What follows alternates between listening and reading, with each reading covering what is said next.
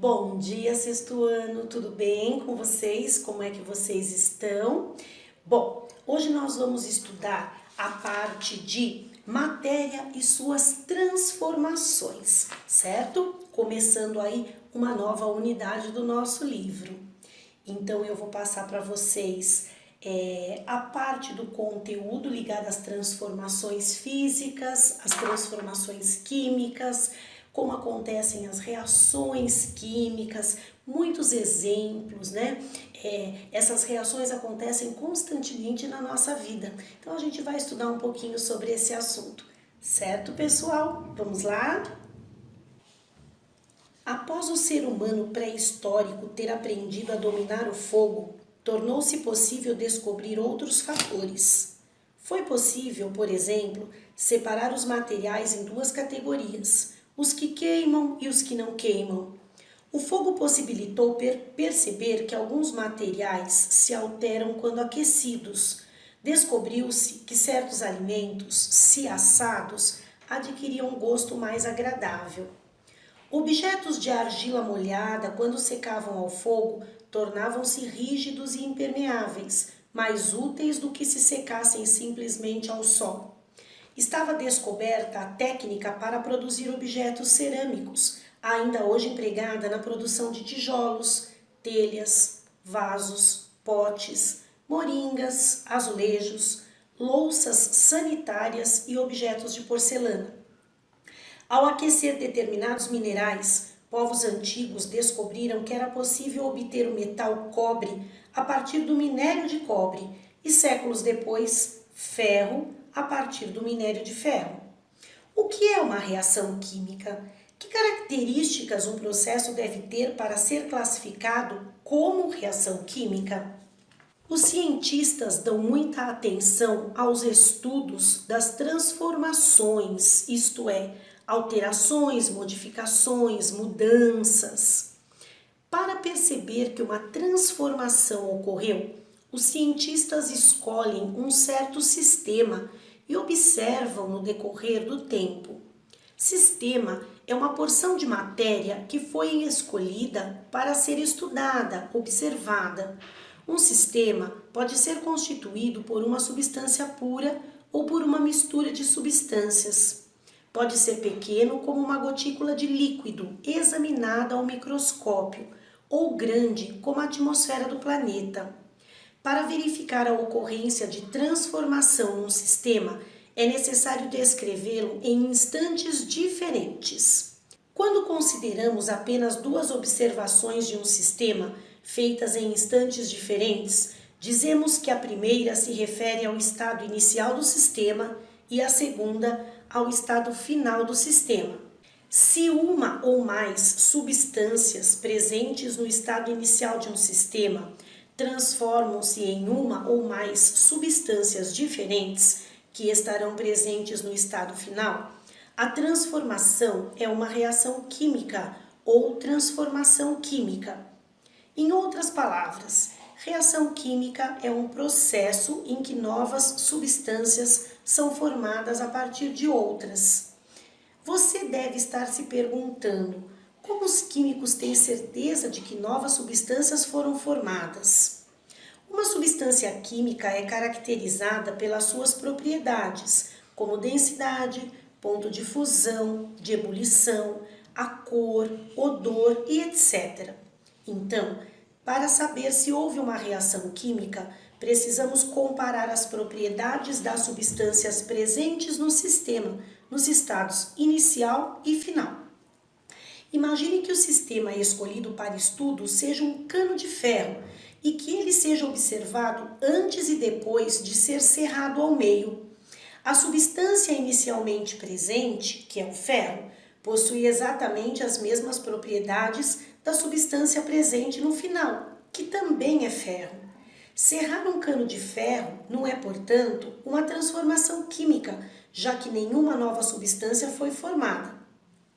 Quando um corpo cai, uma folha de papel é rasgada, uma porção de areia misturada à água, um giz é esmagado até virar pó e um prego é fincado na madeira, estamos diante de exemplos de transformações que não são reações químicas.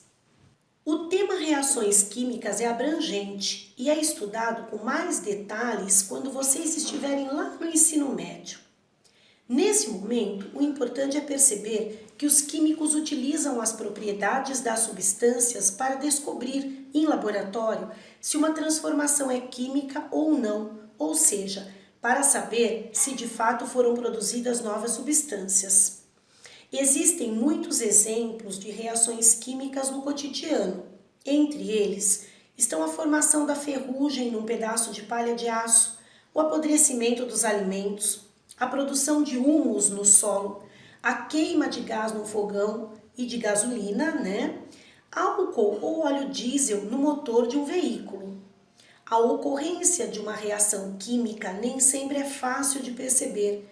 Algumas só podem ser percebidas em laboratórios suficientemente equipados para separar componentes das misturas obtidas, e determinar as suas propriedades. Há, contudo, algumas evidências que estão, de um modo geral, associadas à ocorrência de reações químicas e que são, portanto, pistas que podem indicar sua ocorrência. Entre essas evidências estão liberação de calor, por exemplo, nas combustões. A mudança de cor, por exemplo, quando um alvejante é derrubado por um descuido qualquer numa roupa colorida. A mudança de odor, quando, por exemplo, frutas, carnes e outros alimentos se estragam. Liberação de gás, por exemplo, ao jogar um comprimido efervescente em água ou no caso da experiência descrita na abertura do nosso capítulo, que é o bolo de caneca. Há também reações químicas no corpo humano. Diversas reações químicas estão acontecendo no seu corpo neste momento. Vamos ver alguns exemplos. Nós temos aí uma pessoa levando um sanduíche à boca, ou seja, vai começar o processo da digestão, que transforma os alimentos em partes cada vez menores a fim de serem absorvidas pelo nosso organismo. Para que isso aconteça, muitas transformações vão ocorrer.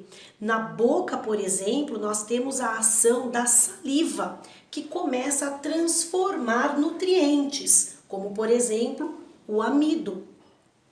Depois nós temos aí um machucado, uma casca de machucado. Você sabe que o sangue é uma mistura de várias substâncias. Quando você se fere, ocorrem reações químicas que vão deixar o sangue mais espesso, mais denso, formando a casca da ferida. Esse processo é chamado de coagulação e a gente vai estudar depois com mais detalhes. Depois nós temos também aqui o sistema urinário, uma parte aí do sistema excretor.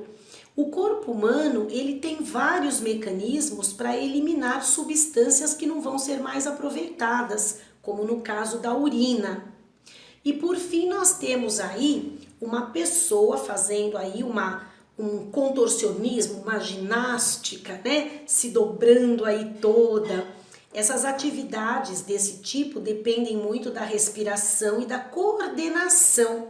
E para que isso aconteça, diferentes partes do nosso corpo são usadas, inclusive o sistema nervoso, de forma integrada com todo o nosso corpo, mandando aí uma série de comandos, Ou seja, várias reações químicas acontecem aí no processo respiratório, de coordenação, para que isso aconteça. Agora nós temos a transformação física.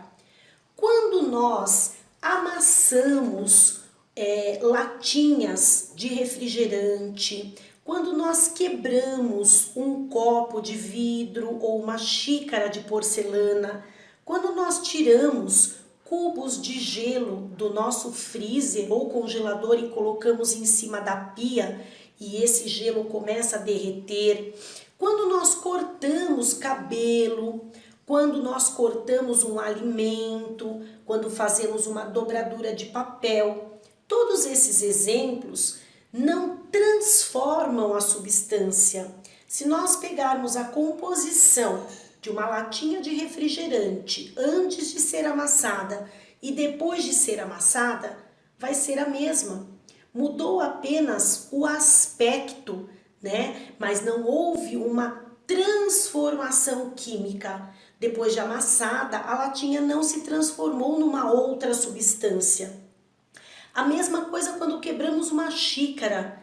Essa xícara não vai se transformar numa outra substância depois de quebrada.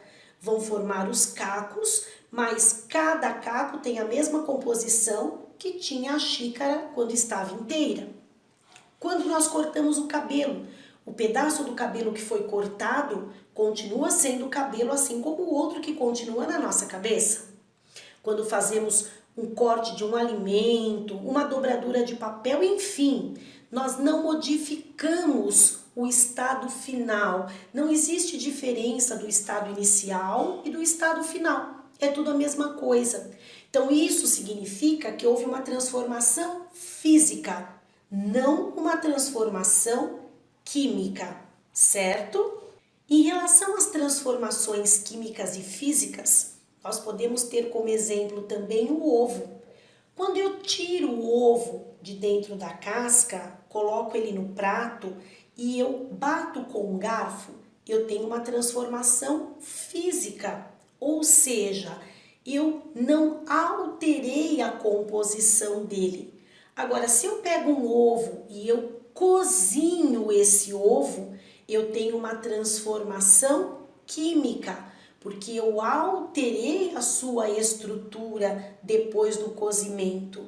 Para ficar mais fácil, né, para que vocês consigam comparar melhor, nós podemos pensar assim: se eu pego uma xícara e eu quebro essa xícara, eu continuo tendo cacos da xícara, que se eu unir, eu volto a ter a xícara inteira. Se isso fosse possível, é claro, né? Unir, colar direitinho para que essa xícara volte a ser como antes. Quando eu tenho um ovo e eu cozinho esse ovo, eu vou transformar esse ovo cru numa estrutura diferente. Eu tenho como pegar o ovo cozido e transformar em ovo cru novamente? Claro que não. Então aí ocorreu uma transformação química, certo? Então deu para vocês perceberem aí a diferença? Muito bem. Terminamos aqui então essa parte toda que fala sobre transformações, tanto químicas quanto físicas. Qualquer dúvida me procurem, a gente conversa, né, por mensagens ou nas nossas aulas ao vivo.